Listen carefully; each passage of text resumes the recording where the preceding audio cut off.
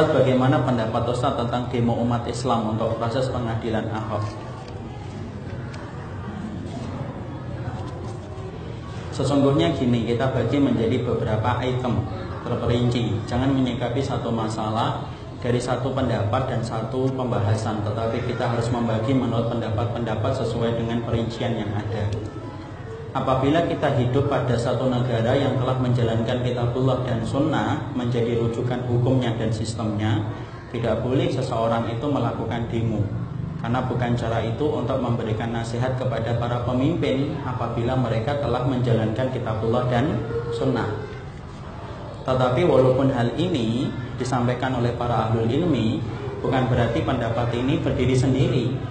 Sesungguhnya ternyata pendapat ini disertai dengan pendapat-pendapat yang mengatakan boleh berdemo apabila konteks masalah yang terjadi adalah masalah yang besar. Dari mana dalilnya itu kemudian diambil? Dari salah satu kejadian yang terjadi kepada kehidupan para ulama-ulama besar. Pada tahun 4 Hijriah ada sebuah kejadian penghinaan kepada Rasulullah SAW dan adanya kemaksiatan yang tersebar di mana-mana. Lalu kemudian ada salah satu ulama besar di dalam madhab Imam Syafi'i, Abu Ishaq Ash-Shirazi.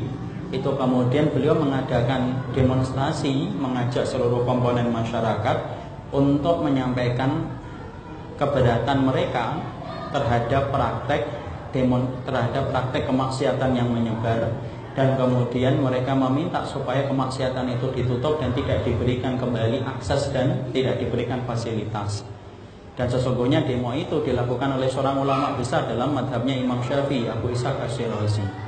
Keterangan ini mampu kita rujuk dalam kitabnya Imam Ibnu Qayyim, di mana beliau menyampaikan tentang masalah ini dan mengabadikan kisah ini.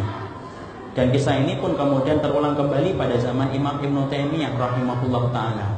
Ada seseorang kafir yang menghujat Rasulullah, namanya Asaf kalau tidak salah. Maka kemudian Imam Ibnu Taimiyah bersama dengan Ibnu Faruqi, dua ulama besar, mendatangi penguasa untuk menyatakan kecemburuan mereka ketika mendapati Nabi yang mereka cintai itu dihujat. Maka kemudian karena para umat itu melihat Imam Ibnu Taimiyah rahimahullahu ta'ala dan Ibnu Faruqi itu menyatakan keberatannya kepada para penguasa, maka kemudian akhirnya penguasa itu berkata, gara-gara kalian berdua ini, umat ini menjadi cemburu dan menjadi marah atas perbuatan Asaf ini. Maka akhirnya Imam Ibnu Taimiyah dipenjara bersama dengan Ibnu Faruqi.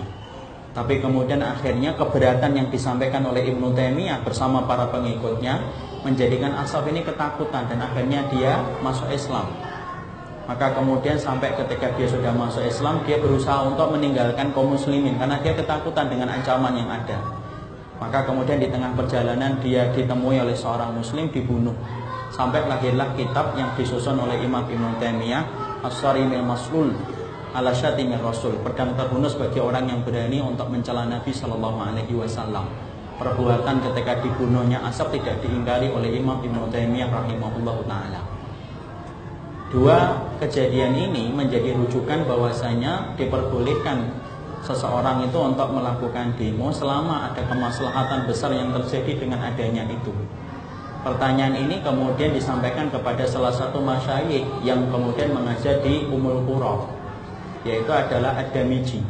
Ketika kemudian Syekh Shalih Fauzan Ad-Damiji yang mengarang dan menyusun kitab Imam Mabul Ulama, beliau mengatakan sesungguhnya kalau kalian hidup di satu negara yang tidak menjalankan kitabullah dan sunnah dan memang memperbolehkan demo, silakan berdemo kalau memang itu diberikan izin akses, selama tidak dalam kondisi merusak, tidak dalam kondisi membawa kekerasan, dan demo itu memberikan ketakutan bagi orang-orang kafir supaya tidak mengulang perbuatan mereka kembali yang menistakan agama Allah dan menistakan kebenaran.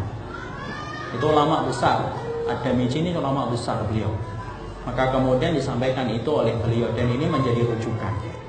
Ya, apabila kemudian itu dalam konteksnya apabila negara itu menjalankan kitabullah dan sunnah. Kalau negara itu tidak menjalankan kitabullah dan sunnah, tetapi menjalankan demokrasi, sekulerisme, dan di situ memang memperbolehkan, yang salah apa? Ada yang salah kan berarti, selama kemudian tidak merusak dan tidak membawa kemudaratan yang lebih besar. Cuma catatan yang perlu diperhatikan, kalau kemudian kita berdemo, Tidak usah kita menghujat sampai kemudian terlalu berlebihan dan melampaui batas. Kemudian tidak perlu campur aduk antara laki-laki dan perempuan. Perempuan itu tempatnya bukan di jalan. Yang keluar itu cukup laki-laki saja. Perempuan-perempuan itu fitrahnya di rumah. Allah berfirman, wa qarna fi buyutikunna. Sesungguhnya perempuan itu di rumah saja. Sholat wajibnya perempuan aja di rumah kok. Maka kemudian bagi perempuan, kalau saya melihat dari umumnya surat Al-Ahzab itu perempuan tidak perlu keluar rumah. Jadi masalah demo itu ternyata penjelasannya sangat panjang, tidak sesederhana yang sering kita sampaikan atau yang sering didapatkan. Kadang-kadang sedih kita. Ada orang yang begitu gampangnya kemudian menyebut bahwasanya orang yang demo itu khawarij. Loh, sejak kapan kata khawarij itu disematkan kepada orang yang hanya demo? Itu terlalu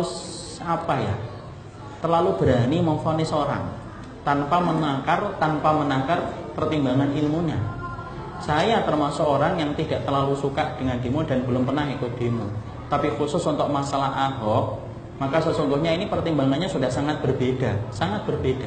Karena kalau kemudian kita diamkan, orang-orang semacam ini akan lahir kembali dalam panggung-panggung kehidupan kita ketika merasa tidak ada yang membela. Ibaratnya kalau rumah kita dikencingin, orang yang punya rumah diem, orang yang ngencingin itu mikir, ini ada orang enggak sih dikencingin kok diem doang. Jadi kemudian harus menunjukkan apa yang bisa menggetarkan musuh-musuhnya Allah itu bagaimana. Dengan catatan tadi, tidak ada ikhtilat, tidak ada pengerusakan, tidak dengan kekerasan, tidak menghujat berlebihan. Memberikan kekuatan bahwasanya kita ada siap untuk membela kalimat Allah dan siap untuk membela kalimat Rasulullah SAW. Jadi tidak sesederhana langsung mengatakan itu bukan sunnah. Kadang-kadang yang mengucapkan dengan gampang, padahal tidak merujuk kepada rujukan banyak ulama. Kalaupun kamu tidak setuju, tidak usah menjadi minyak yang membakar hati kaum muslimin. Jadi kemudian kalau memang kita belum siap atau belum setuju, setidaknya kita tidak terlalu menyalahkan. Orang yang kemudian berdemo tidak usah terlalu menyalahkan yang tidak berdemo, dan orang yang tidak berdemo tidak usah terlalu menyalahkan orang yang berdemo. Karena apa? Karena sesungguhnya demo kemarin ditunjukkan untuk menunjukkan kepada orang kafir, jangan ulangi kembali kata-kata semacam itu. Karena kami adalah keturunan Umar bin Khattab kami ini. Kami ini keturunan Umar bin Khattab, kami keturunan Hamzah bin Abdul Muttalib. Apalah arti nyawa kalau memang diperlukan ketika kami menjadi penerusnya Umar bin Khattab radhiyallahu anhu. Kira-kira kalau Umar bin Khattab hidup, kira-kira Umar bin Khattab diam atau tidak diam? Nah, sudah kan dijawabkan? Jadi inilah yang kemudian harus kita ini. Tapi kalau saya, sekali lagi saya mengingatkan, untuk yang wanita tidak usah keluar, tidak usah ke jalan. Yang namanya wanita sebanyak apapun tidak melahirkan rasa takut. Banyak, tapi perempuan, alah perempuan.